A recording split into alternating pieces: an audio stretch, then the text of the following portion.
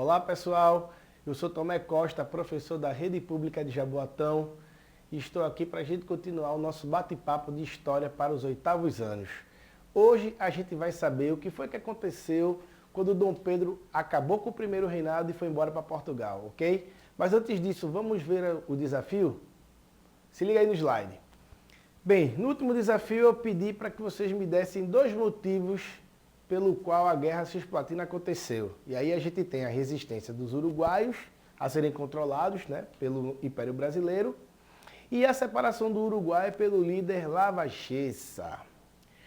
O nosso segundo desafio foi, eu pedi que vocês me dessem 2 motivos, né, pelo qual a imagem de Dom Pedro ficou desgastada, né, pelo qual houve a crise do Império. Então a gente tem a crise econômica por conta dos gastos com guerras e a gente tem o desgaste político por conta do autoritarismo de Dom Pedro. E o terceiro, eu peço que vocês me deem uma consequência do primeiro reinado, tá certo? O primeiro reinado, ele vai representar a consolidação, o fortalecimento do Brasil como um país independente, tá certo? Com seu regime monárquico centralizador. Hoje a gente vai seguir para entender o que foi que aconteceu quando Dom Pedro abdicou.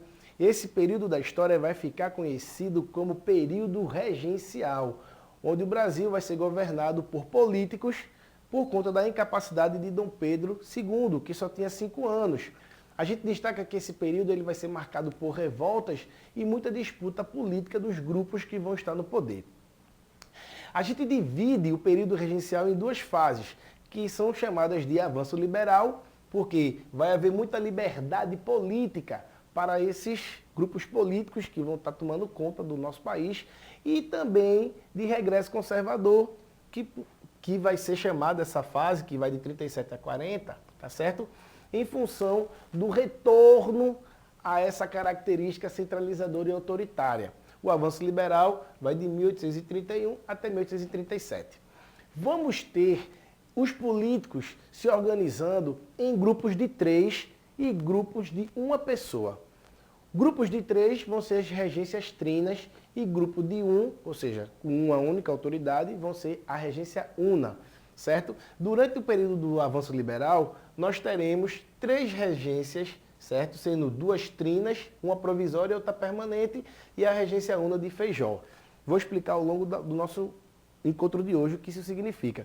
E o regresso conservador vai ser marcado pela existência da regência Una Araújo Lima.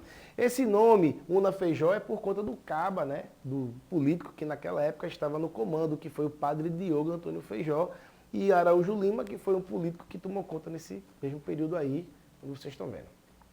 Bem, a gente destaca aqui a formação dos partidos políticos, tá certo?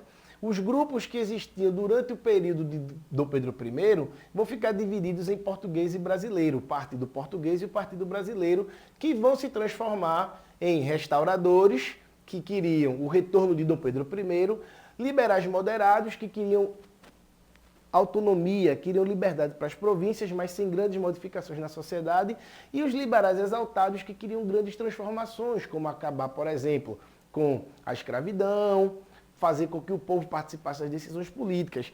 Em 1834, Dom Pedro morre lá em Portugal. Então, o Partido dos Restauradores, ele se acaba e a gente vai ter uma nova configuração política, onde a gente vai ter o Partido Regressista e o Progressista, tá bem? Essas são as alas políticas. Bem, seguindo adiante. Dentro do período da regência trina provisória, e ela recebe esse nome por quê? Porque ela existiu de abril até julho de 1831. Os políticos estavam de férias e eles precisavam organizar a casa para que o país pudesse ser governado. Então a regência trina provisória vai ter como destaque, né, essas condições aqui, né? O controle do país que vai ser tomado por eles, tá certo? Eles vão organizar os trabalhos para que a regência trina permanente seja concretizada. Vão reabrir o Ministério dos Brasileiros, que tinha sido terminado no final do nosso último encontro, a gente viu isso, tá bem? E a libertação de presos políticos, pessoas que estavam envolvidas nas questões políticas, que tinham sido presas, vão ser libertadas. Bem, aqui a coisa começa a ficar quente. Durante a regência trina permanente, que vai de 1831 até 1837, os políticos eles vão começar a realizar algumas medidas que vão dar a eles essa liberdade política, essa liberdade que é necessária para que eles tomem suas próprias decisões em seus estados, né? Que naquele tempo se chamavam de províncias.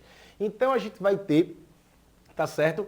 Vários grupos políticos querendo que seus projetos fossem concretizados. E aí, as principais medidas tomadas foram a criação da Guarda Nacional. A Guarda Nacional foi uma espécie de milícia oficial do governo brasileiro. Eles tinham medo, né, que o povão que estivesse dentro das camadas baixas e que participassem do exército brasileiro, ok, acabassem se rebelando em caso de revolta. Então, o que foi que fizeram? Chamaram os senhores, né, os senhores proprietários de terra do sul ao norte do país para compor esse grupo armado e eles recebiam uma patente que era a patente de coronel. Mas não é porque eles tinham toda aquela instrução do exército, não. Eles tinham a patente de coronel porque, em caso de conflito, eles poderiam convocar, certo? As suas próprias tropas, pagando mercenário, convocando as pessoas que morassem nas suas propriedades, enfim.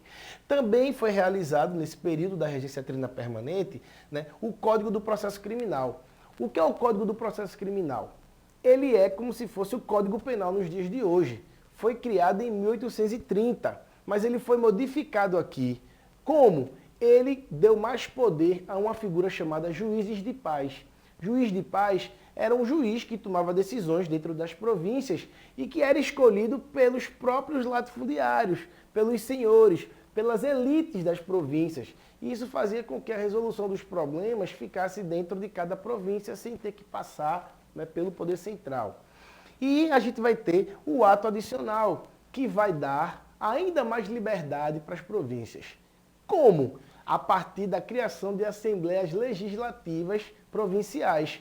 Ou seja, a política que era pensada para se cobrar imposto, para se decidir quem seria, né, o governador de cada província, passa a ser uma decisão tomada pelas próprias províncias com esse ato adicional aqui, que vai ser criado em 1834. Então essas ações vão permitir que as províncias tenham mais autonomia, tenham mais liberdade para decidir suas questões políticas, tá certo?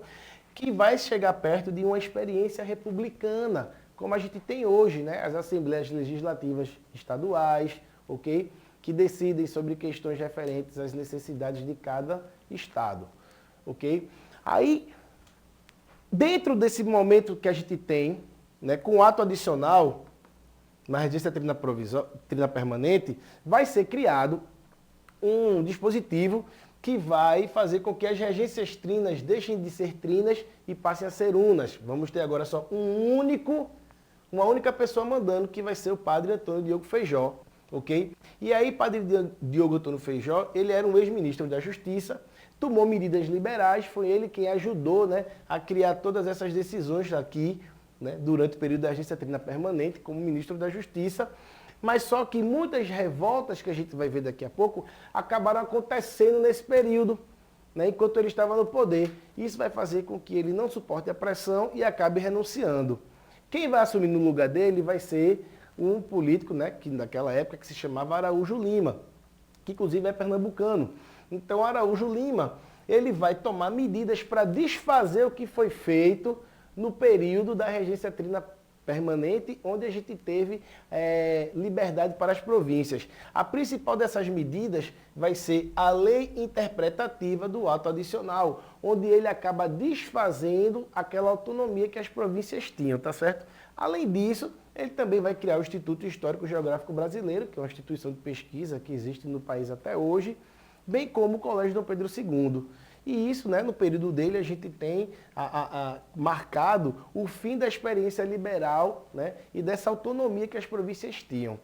Bem, tentando voltar ao poder, os liberais eles vão tentar uma manobra que vai ser conhecida como o golpe da maioridade. Os liberais eles vão tentar criar uma modificação na Constituição.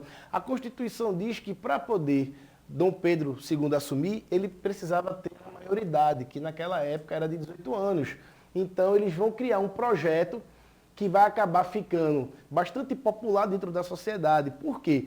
Porque os conflitos que veremos daqui a pouco, nos próximos 2 minutos, vão fazer com que as pessoas entendam que a presença do imperador seja necessária para dar uma tranquilidade ao contexto do país, ok? Então eles vão conseguir, a partir dessa mobilização política, né, fazer com que a lei seja votada e eles conseguem a vitória, fazendo com que Dom Pedro II, né, consiga assumir com 14 anos de idade, ok?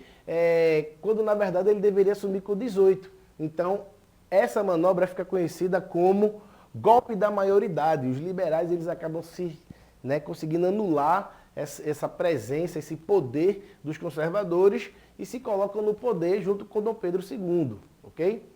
Seguindo adiante, a gente tem aí as revoltas regenciais que vão acontecer porque estava havendo essa instabilidade política que foi colocada aqui, né? Essa falta de controle das autoridades para o que estava acontecendo no Brasil naquele momento. Além disso, as próprias insatisfações dos grupos sociais de todo o Brasil, as camadas populares, grupos de classe média e grupos da elite. A gente destaca, né, 5 das várias que aconteceram no Brasil, a gente destaca essas 5 que foram a cabanagem, a balaiada, a revolta dos malês, a sabinada e a guerra dos farrapos, ok? A cabanagem vai acontecer no Grão-Pará, ok? E vai ter como principal grupo participante dessa revolta índios, negros e cabanos. Cabanos eram as pessoas que moravam nas beiras dos rios, né? Em moradias bem pobres, bem humildes, chamadas de cabana. E a motivação maior desse conflito, né, foram as péssimas condições de vida em que a população pobre vivia e o domínio político dos grandes fazendeiros. A falta de assistência à população pobre acabou gerando, né, a insatisfação que levou à ocorrência desse conflito. A balaiada vai acontecer no Maranhão, tá certo? E tem esse nome por conta do fato de que um dos seus líderes, ele era artesão e acabava criando balaios. Então daí o termo balaiada, né? Os revoltosos, né, o principal grupo que constituía os revoltosos desse movimento eram pessoas pobres, né, como eu coloquei aqui, artesãos, escravos e pessoas que fugiam dessa opressão escravista, tá certo? As causas são a vida miserável dos pobres e a exploração dos grandes comerciantes e produtores rurais. Então a gente já percebe aqui que a balaiada e a cabanagem tem aspectos comuns de exploração da classe, né, das camadas populares, dessa falta de apoio do governo a esses grupos. A gente tem aqui a sabinada que aconteceu na Bahia e reparem, a gente tem norte, nordeste, sul, significa que o Brasil todo estava vivendo essa insatisfação, né? Grupos de toda a extensão do país. No caso da sabinada, que aconteceu na Bahia, os revoltosos eram grupos de classe média e pessoas ricas. Vejam que a gente já tem um outro grupo social diferente dos movimentos anteriores, né? E a causa foi o descontentamento dos militares com os baixos salários, tá certo? E com o fato de que eles estavam sendo obrigados a irem lutar numa outra guerra que estava acontecendo no sul do Brasil, que era a guerra Farroupilha, a Revolução Farroupilha, ok? Então por isso eles se rebelaram e acabaram realizando esse movimento. A revolta dos malês, ela é bem peculiar, ela é bem específica. Por quê? Porque ela foi realizada por escravos na Bahia. Mas esses escravos, eles eram escravos que sabiam ler e escrever em árabe. Malê era o nome do escravo que era muçulmano. O escravo que vinha da África e carregava consigo nas suas crenças, né, o credo muçulmano, o credo do Islã, ele sabia ler. E dentro do Islã existe um mandamento de que nenhum homem pode escravizar o outro. Então esses escravos, através de bilhetinhos que eles escreviam em árabe, articularam uma revolta que acabou também não conseguindo ser bem sucedida também na cidade de Salvador. E teve como causa essa questão relacionada ao seu credo, né? Já que eles eram contrários à escravização, à imposição do catolicismo e às restrições religiosas. Por fim, a gente destaca a Guerra dos Farrapos, que de todas é a que durou mais tempo, né? Durou 10 anos, e que vai acontecer no Rio Grande do Sul.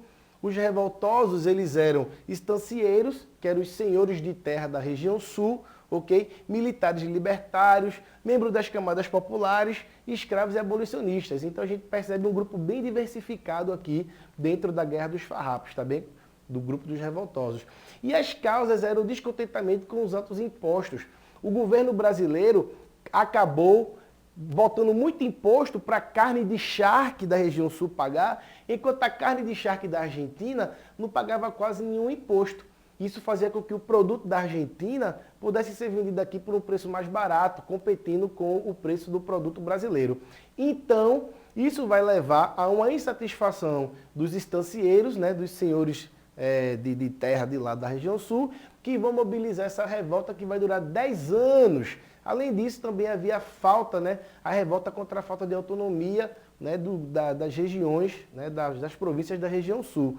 Tudo isso vai acabar culminando dentro do período regencial e fazendo com que os políticos voltem atrás no projeto de dar liberdade para as províncias e tornem o processo, né, dentro de uma perspectiva política conservadora. Então aqui eu termino o nosso encontro de hoje deixando para vocês o nosso desafio e eu peço que vocês citem as duas fases políticas do período regencial, que é bem fácil, né? O liberal e o conservador, ok? A gente tem também um desafio aí, que é uma questão de vestibular bem facinha para você, né? Onde eu pergunto onde aconteceram, respectivamente, esses 4 conflitos que estão na questão aí, tá certo? No próximo encontro a gente se resolve e eu deixo para vocês aqui o meu tchau e o obrigado pelo encontro de hoje. Até mais, pessoal!